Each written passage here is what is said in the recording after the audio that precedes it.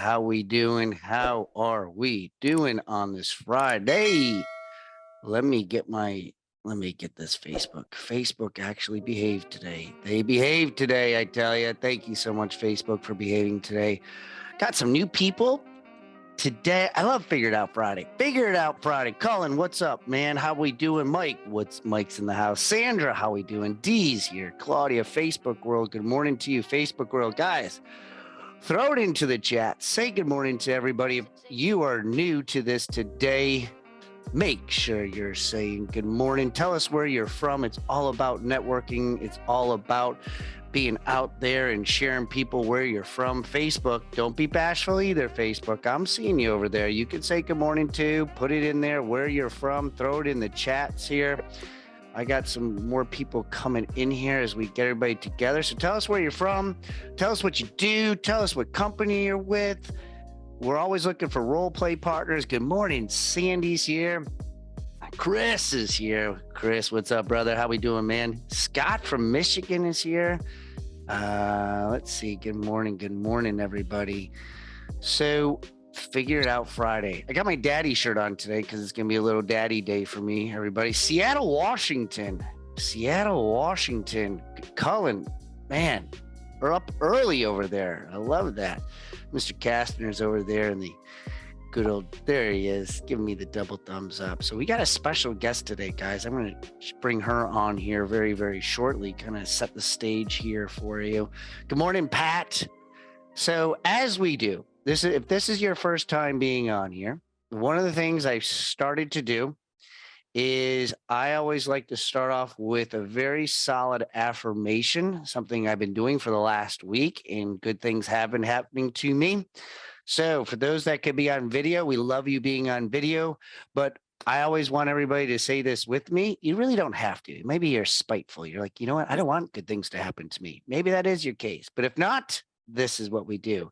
All right, we'll say it twice so that everybody gets it and nobody gets upset if we say it twice. So the first thing we say, something good is going to happen to me. Something good is going to happen through me. Everybody now, something good is going to happen to me. Something good is going to happen through me. All right. I know this makes you feel weird, but don't worry. You'll be fine when something good happens to you. You won't be like, hey, I can't take that. I don't want that. I didn't mean to say that this morning. Like you won't, I promise you, you'll be okay. And when you help somebody else out today and it goes through you, you're going to like that feeling. So remember me when that happens. So good morning, everybody. My name is Brock Zevan. I'm a life coach, business coach, real estate agent, and a dad. And it is a dad weekend this weekend. Brielle is going to one of the Major League Soccer games here in Charlotte. So she's doing that tomorrow. Bryce and I got haircut day. Haircut day is going to be pretty interesting. This is the first time Patrick is going to meet Bryce. And Bryce, for those that don't know, is 4 years old. And this will be pretty entertaining to see him watch me get a haircut. In case you don't realize, Bryce also does not like to sit still. So I'm perfectly fine with it, but all the other people that might be around might have some entertainment tomorrow when I go get my haircut. So, and I had to switch my haircut up because I'm blessed and fortunate. I'm going to Florida on Sunday to the John Maxwell, getting certified with John Maxwell. So I'm going to be heading down to Florida for about 4 days. And I found out it's actually going to be a little chilly on Tuesday, but 87 on Sunday. So I'll take it. Anyway, so good morning, everybody. Welcome to Figure It Out Friday edition. Figure It Out Friday started a couple months ago. The concept came when I've started keep saying to myself, figure it out. And many of you, some of you on here have figured it out, and we always are figuring it out. So Mary Murphy, her and I met last year at Coach Burt's, one of his conferences. And we really didn't, because she was in the room, but I never really met her. And then we ended up meeting when we went out again up in Nashville with Coach. And then we just hit it off. And she's also a teacher. So she brings that school teacher mentality to her. And it was kind of like, oh, you do this and I do this. And She's in real estate as well. So we were able to pick each other's brain. She was with EXP and then she went to Real Estate. Real is now becoming a new and up and coming real estate company out there. So she's with Real. She leads a large icon team when she was with EXP. But what I love about Mary is she's a little feisty thing. She is just she's feisty. She reminds me of Sandy. She comes with confidence. She's a badass. She's just one of those women that just like you really don't want to piss off in all honesty. But here's the thing, guys. You need that. She's a Jersey girl too. So she's from up there, up north where I'm from as well. But you need that, guys. If you don't have some sort of Mike Castor and I talk about the book Relentless. If you haven't read the book Relentless by Tim Grover, I strongly recommend it. Okay. And one of the things he talks about is being a closer. Michael Jordan was a closer. Not every single person liked Michael Jordan, but you know what everybody liked when they were around Michael Jordan? They liked winning. So certain time periods, guys, you got to understand that you got to be a badass in this industry. It's just part of the nature of what we got going on out here. Good morning, Karen. So you got to be able to be that badass type of thing. And so she's going to share about what took place with her life and the transition and her husband, Brian, and what took all that stuff. So Mary Murphy, good morning, Mary. How are you? Good morning. Thanks for the introduction. Excited to be here. Well, I appreciate you being on here. I know you had some kids. You were trying to get out of the house and Brian was working through everything. So I appreciate you're like, I got to be there early. And Brian's like, wait a minute, how early are you going to be there today? So I appreciate you getting there and working with us today. So good morning to you, Mary. Thanks. Good morning. So share us a little bit about, kind of what took place. We talked, for those that don't know, we do a little pregame before we go into this. So we could set the stage and keep the timing in check and all blah, blah, all that stuff. But you got a great story and it goes back even to some of your bartending days of just survival. We talked about surviving versus thriving and where you are today in your success. So kind of walk us through that story. Yeah, so we talked a little bit about how I got into real estate. So just to really go back and talk about that was I was a teacher before I was in real estate, but I really didn't do it for a lot of years. And as Brock and I were talking, and as I tell you the story, I realized that my time teaching, besides 2 weekends that I worked at a surf shop when I was way younger, was the only time I didn't control my income, right? So I got paid the same thing every 2 weeks as a teacher. I really didn't get to control the lesson plan or how I thought the classroom should run. We had a lot of meetings where nothing got accomplished and no decisions were made, and I didn't run them. So I think that was a lot of the reason why I didn't love teaching was I felt that I had very little control, and I didn't always agree with things. So going all the way back, when I was 12 years old, I was delivering sandwiches on the boardwalk. And I knew that as fast as I could run down that boardwalk was as fast as I could deliver more sandwiches. And I was working for tips. And that carried into working at a pizza shop and waiting tables to bartending. And so when I found real estate, it was kind of by accident. I was working as a teacher, not making a lot of money. I had just put my second baby in daycare and she just turned 9 and it's just like me, exactly like me. Even as a baby, she didn't want to be at daycare and she complained the whole time she was there. And so I realized then that I didn't want to do that, and I thought if I left teaching, all I had to do was make up that income, which was pretty low because when you pay for 2 kids to be in daycare and you're paying to go over the bridge into Philadelphia and all of that stuff that came with that, it really wasn't a lot of money to make up. So that's really how I got into real estate. It was just, I can't go back to bartending. Those hours don't work. And so why don't I just sell something? So I looked at Pampered Chef. I looked at, Mary Kay and Verdant and Fields. And I'm like, I got to do what for $400 a month? Like, I'm not going to do that. So then and people make a lot of money doing that. But in my mindset, I didn't think that was the path. So houses were the most expensive thing. So I'm like, I guess I'll just sell those. That was literally the epiphany. It wasn't any like, I love architecture and I can't wait to make a buyer's dream come true. It really wasn't that. It's like, what's the most efficient way for me to make up that income and stay home with my babies? Mm. Right after I finished real estate school, and I don't do anything halfway. It's just not my personality. No, you I don't. really got into it. Like I wanted to learn how to do it. And you don't really learn how to do that at real estate school. I don't know what you learn in real estate school. In fact, we just did our CE and I can't believe how little I do know, actually. I'm like, holy shit. But I know how to sell. So anyway, I really dug deep into it. And I actually remember my first meeting with when I decided to do it, I went on remax.com. I clicked careers and I got connected with a Remax broker. And if anyone in here, I see Victoria and Brian, they probably are sick of this story, but I went on remax.com. I clicked careers, and a couple of days later, I was connected with this Remax broker. And I walked in all excited. I had no idea how we got paid. I didn't know how you got your real estate license. I didn't know literally anything. And he's sitting down talking to me about splits and percentages and farming. And I'm like, what is this guy talking about? And then he pretty much was like, you're not going to probably make it. Right. Because most people don't make it in real estate. So you probably should go to Keller Williams or something and learn something because you're not really going to make it. I'm like, okay, well, that was inspiring. So he did tell me where to go to real estate school. So I went to real estate school, and in 2015, the middle of January is when I got my license. Right when I got my license, my husband, who was the breadwinner and doing well, my money really wasn't as important. My husband's position went remote and they laid him off. So now he was laid off, and this job that was going to be part-time now became a lot more important. Right. So I was already fired up anyway. So I was ready for the challenge. So middle of January of 2015, I got my license. In that first 6 months, I spent so much time training, reading. I mean, I probably read 40 books that first 6 months. I mean, I was listening to podcasts, YouTube videos. If anyone's from KW, I took Bold 2 weeks in, and they told me how to manage my schedule.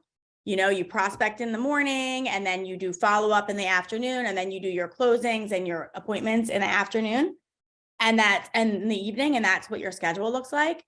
And I just thought that's how real estate agents worked. So that's how I worked, right? I did buyer consultations and got the Funny how that works. Funny how that goes. Like I just did. You got to say the story about what you thought that you didn't think about houses in the morning. Like, tell me that story. I didn't think that houses were open in the morning. Like, I didn't think you could show houses in the morning. Like, I really didn't. Like, you didn't do that in the morning because the morning was set for prospecting. I think like all agents should really have that mindset. Like you can't show homes in the morning, everybody. You have to like work in the morning instead of do inspections and everything. Like everything should be closed in the morning as a real estate agent. I just thought, I was like, what a brilliant mindset to have. Like, well, it's closed. I can't do it. So I better do this. You know, I just had blinders on. I was really just trying to figure out what was the way to do it. And I had a year, right? I had a year to make this work, or I was going to go back to teaching. And I knew that I was never going back to teaching. And I knew that I was going to be successful and I could figure this out. And here we are on Figure It Out Friday, right? So that's really what I did. And, you know, I won Rookie of the Year that year. And I didn't even go to the ceremony where they announced that I was Rookie of the Year because it was in the morning. And I think back to that now, I'm like, I really could have taken that morning off. Like, that was but yeah, so my first 6 months, I sold 4 houses. So I had got licensed mid-January. I closed 2 in March, none in May, 2 in June, and 33 from July through December. Wow. It was all awesome. Pipeline building, right? So it was pipeline, follow up, call, open house. Like that's all it was. And I remember saying to my husband, and he's on here, I think, but I would say to him like each morning, like, who am I going to sell a house to this week? Who am I? That was like my question that I woke up with every single morning. And that really still is. Mm-hmm. And I would stand up the way you're supposed to at a stand-up desk with music on and numbers. And I just really didn't waver from it because I knew it would work. And even now I'll tell stories. Like I'm going to tell another little one, but I remember going to one of these training events, and the guy teaching it was talking about calling for sale by owners, calling expireds, which I did all of that. And he was talking about how he built his business. And at the time, I think his team was selling like 1,000 houses a year.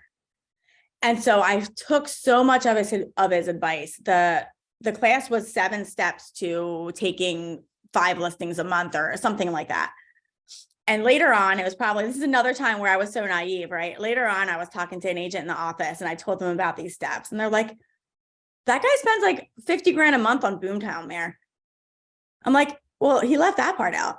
Like I didn't know, like I really did believe that's how he did it. So I think that really following, people will coach you and train you. And whether they do it or not, I really do focus on being coached and trained by those who I see doing it. I spend my time with those who do what they say they're going to do. In fact, that's an affirmation. I do what I say I'm going to do. Right. If I say it, I'll do it. That's something that I say all the time. But back then, I mean, I would just listen to anybody and then I just believed what they said and they would say the ideal and then, I don't know, go do something else. But it's funny how that all works, of just like people don't understand. It's hard to generate business in real estate, and they give up within like a short period of time because they're not seeing the results. And I think your numbers are fascinating on how you were the first 6 months and then the next 6 months and where you catapulted. But here's a missing ingredient, not a missing ingredient, but something I'd like you to touch on that we talked about is, I guarantee you your home life wasn't like a very like, oh, this is great. I barely made any money in 6 months. My husband lost a job. We got kids. Like, share with us a little bit about that inside, if you don't mind. you know what? When it talks about like I hadn't made money in 6 months or anything like that, I don't remember that really being an issue because, well, we did have some saved. And also, Brian, I will say I have a really good support system at home because he really does believe in me. So if it's like, if I say I'm going to do it, like he really didn't give me a hard time. Where he gave me a hard time though was I could never put my phone down. So even though I would follow a schedule, I was really good at following a schedule. But if the phone rang, if it were a client, I would push it off until the time block time. But if it were a lead, if it were someone coming in that could possibly want to buy or sell, I mean, I would answer that phone from the shower. So I would never put my like, and so that became part of an issue, especially in the beginning years. I would say even more so later on, because one thing I didn't mention that I think is important to mention was I did join a team 6 weeks in. Now that team mostly provided my back end support. Why did I join the team? Because I realized to do this at a high level, there was so much to learn. And I just wanted to learn how to sell. I just wanted to do the language of sales. I wanted to be leveraged in everything else. So I was. So I didn't do any of my transaction to close. That team, I was a buyer's agent. So I could do open houses and there'd be some internet leads that would come in. So those were a lot of the people that I was calling. So those 37 houses I sold, they were all buyers. How would I sell that many buyers and still manage my calendar? Because I did a really great buyer consultation and I had rules. And my rules were you weren't going into a house if you hadn't done a buyer consultation, if you weren't pre-approved, and if you weren't ready to buy right now. So if your lease wasn't up until December, we're not going to go see houses right now. But I'm so good at making them see why that's better for them not to. Right? If I take you into a home right now and you just told me you really can't buy till December, if you fall in love with that home, we can watch it. If it's still available in December, we're going to get it at a steal, but most likely it's not going to be there anymore. And I'm not going to be able to get it back when you're ready to buy it. So let's do this. You're in a great phase. You're in the research. God, you're a great teacher. Like, that's the missing ingredient. People just don't explain it to them, being like, let me just tell you why this doesn't work and explain it. That was spot on. For those that didn't catch that, that's the moment that people miss, the education moment of teaching people why this is important to them. You can get people to do anything you want them to do if you say it the right way and make it about them. So I'm always going to run the show and they're always going to think they're running it, but I'm always going to run it. It's always going to happen exactly my way. They're always going to close in the afternoon. Such a D. They're always going to talk to me when I want them to talk to me, but I will set it up. I am super high day and it's going to work on my timeline, but I had to learn how to help them know that my timeline's best for them too. Right? It's best for them too. So, and if you explain it to them that way and you show them that you're a professional, they want to work with you. And I would tell them, you did this buyer consultation not to waste your time, to save you time. Because my buyers, 50% of the time, buy the first house they see. It's the one they're the most excited about. And all of them buy between the first and fifth house they see, because we're making sure we're only walking into contenders. You know what happens when they get to house 6, 7, 8? If that even happens, because it usually doesn't. I'm sorry, Mary. Like, I'm sorry that we're seeing more houses. I'm like, oh, it's okay. Let's buy this one. But I would set that up. I would give them permission to buy the first home they saw. And it's like, this is a process of elimination. You're going to eliminate hundreds online. So it's all in the scripts that you use, and anything we talk about right now, I just happen to be talking about buyers. If we're talking about sellers, it's also very scripted, but it's always also about them. And you get really good at that, run the show.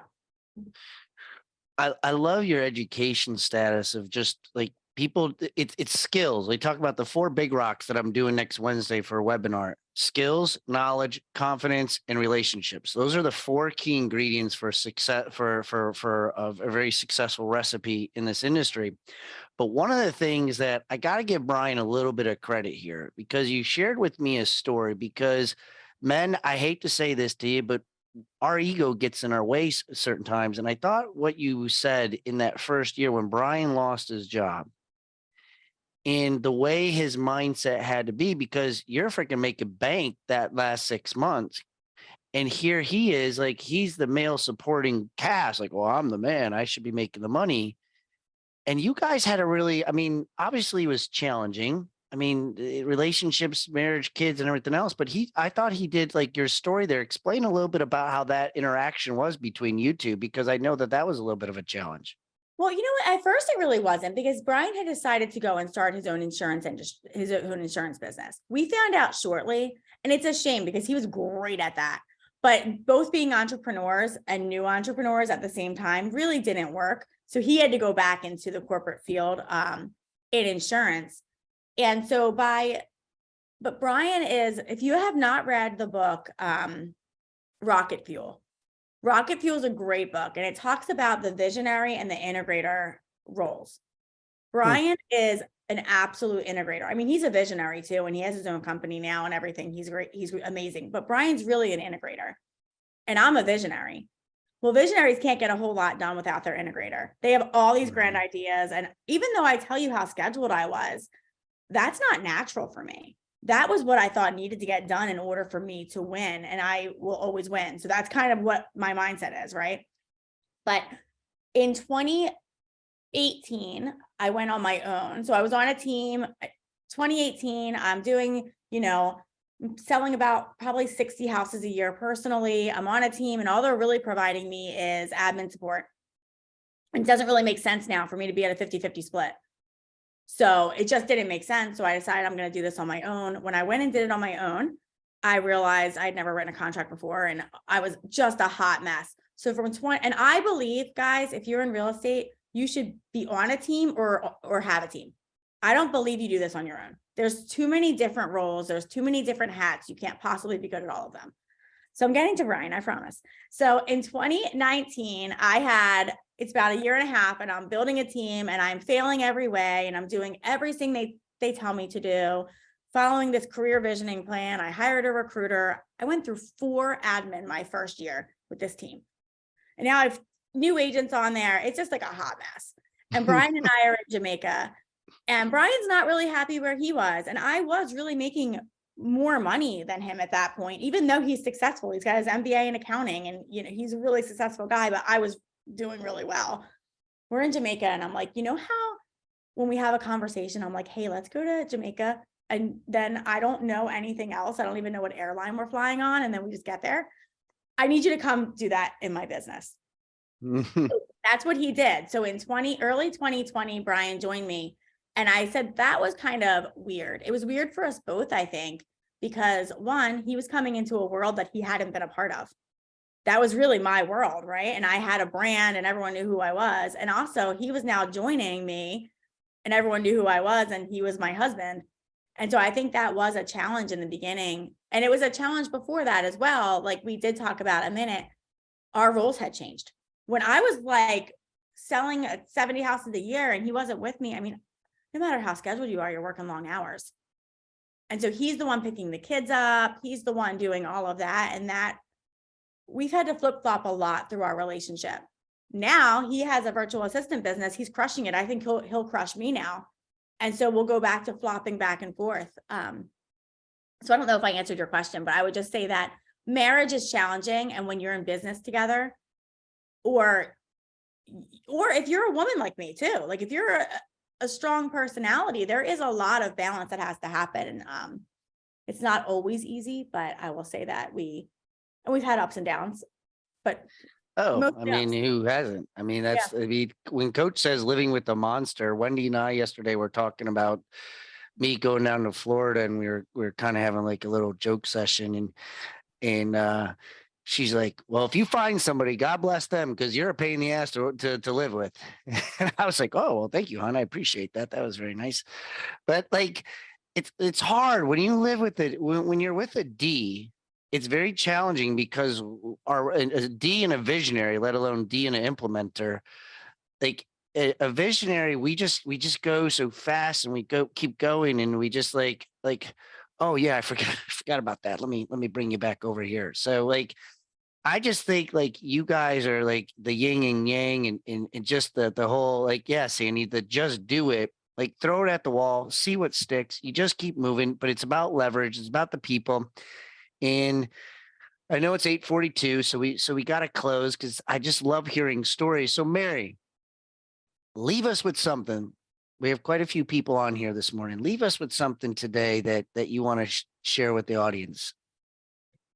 I would say that probably the thing that has made me the most successful is my ability to put the blinders on and just do it. Because the more you grow, the better you do, the more successful you are, the more noise is going to come at you. You know, the more people are going to, and unfortunately, there will be people who want to see you fail. So find the ones that want to see you succeed. Brian has my back no matter what. It doesn't mean he doesn't tell me when I'm being a pain in the ass or when my timeline doesn't make sense. Right? Because that's me with everything. I mean, we'll be having a party in 20 minutes and I'm like, can we plant flowers? No, we can't. We don't have any more time. Like, your time is all done. So, he does tell me that, but really it's just, you have to just work a plan, right? Figure out why you want to hit the goal too and take your ego out of it. We don't take units. If you're real estate on here, you don't take units and volume to the bank, right? You don't. Those awards, they're not worth anything. So really just figure out why you want to do it. And then just do what you say you're going to do. Yeah, no, it's that whole flower comment was pretty funny because I can't even make this up. Like literally yesterday, or no, 2 days ago, I had to go pick up Bryce, and Brielle is like getting in the car. She's like, Dad, we got to hurry up to go to soccer. I'm like, hold on, I can put 5 more bags of mulch out. Let me just put this mulch out really quickly here. And she's like, Dad, we don't have time. Yes, I can do it, Brielle. I can do it. It's just funny how, like, when you said that, I was like, oh, I know exactly what you mean But the by thing that. is, a lot of times you can do it. Like before, Yeah. I thought of the pumpkin patch. We actually did get those mums planted, actually. Those mums did go, they did get planted. So we We'll probably push did. it. He was We- bitching the whole time he was shoveling that dirt and putting them in there, but we got it done. That's where the visionary and the integrator really do work, though. And I think if that's not your spouse, you got to find that person in your life, in your business as you grow, who's going to, in 2019, when I was making that big mess, I didn't have anybody cleaning up the mess, right? And I always say, like, as a visionary, as a high D, we will run through walls and not notice that there was a door 2 steps away. The integrator is like, well, why don't you just go in that open door instead of knocking that whole wall down? And that's really kind of what Brian does for me and what I've had. That's why I've always had leverage. That's why I believe in teams. I believe you only work in your strength zone. So figure out what your strength zone is, figure out where you feel passion, figure out what you love to do, and then just spend all your time doing that. And everything else will fall into place. You'll find the people to fall into place. Everything will. And Absolutely. that's the last thing. And I saw someone ask about books. So I just want to share 3 quick books and then I'll stop talking, promise. 1, The Compound Effect. If you haven't read that book, and it's a common one, if you haven't read that book, make sure you read it multiple times. Another one is Principles by Ray Dalio. That's a life-changing book for me too. I love, love, love that book. If you're in sales, Go for No, easiest book you'll ever read, but it's a really eye-opening one because we do deal with a lot of rejection. And Rocket Fuel was the other. I mean, I could talk books all day, but those are 4 that have really been life-changing for me. And that's it. Awesome. Awesome. Guys, give Mary some love in on the Facebook world. Give her some hearts, give her some thumbs up, give her some love in the Zoom world, send some comments. Her Facebook is the Facebook Murphy Group Homes. Go on Facebook. If you liked what she said, if something triggered to you, this is why we do it. Sometimes maybe like, man, I need to talk to that person. This is what it's all about. When I hear somebody on stage, if I meet somebody, I'm like, I need to talk more about this person. I need to find out more. Here's an opportunity for you. Mary Murphy, go on Facebook, look her up. We put her information in the chat. You see it right now, both in the Facebook world and in the Zoom world. Guys, I really appreciate you, Mary. I appreciate you being on here. It's Coach Burt brought us together in some capacity, and it's just great. I'm looking forward to continuing to work with you and to grow with you as we endure the speaking and coaching and real estate world that we're in here. So looking forward to seeing you again in the future. Guys, we got a couple things. I got bigrocks.life next Wednesday at 11 o'clock. I'm going to talk about the skill, the knowledge, the relationships, and the confidence. That's going to be at 11. And don't forget, May 2nd, Coach and I are coming out there. All right. We got Christian, you came, Pat came, Conrad, Stephanie, Michelle. We had quite a few people buy the ticket. So get your ticket. I talked to Coach and I said, I wanted to get 10 people. He's like, fine, let him have it for $500 for 10 people. So we're going to get 5 more tickets away at $500. If you want it, I'm telling you, it's going to be it's the cheapest way to get with Coach Burt for all day. Cause I spent 10 grand and I know Mary Murphy has spent quite a bit of money too, being with Coach Burt for an entire day. So for $500, I'm just telling you. So, and Christian did as well. So guys, Mary, I appreciate you. Guys, have a phenomenal weekend. Hopefully you got something from her, Mary. I know I did. I just energized and prime, ready to go. God bless y'all. Love y'all. We'll see you guys Monday at 8:15. Guys, See ya. Thanks, Mary. welcome.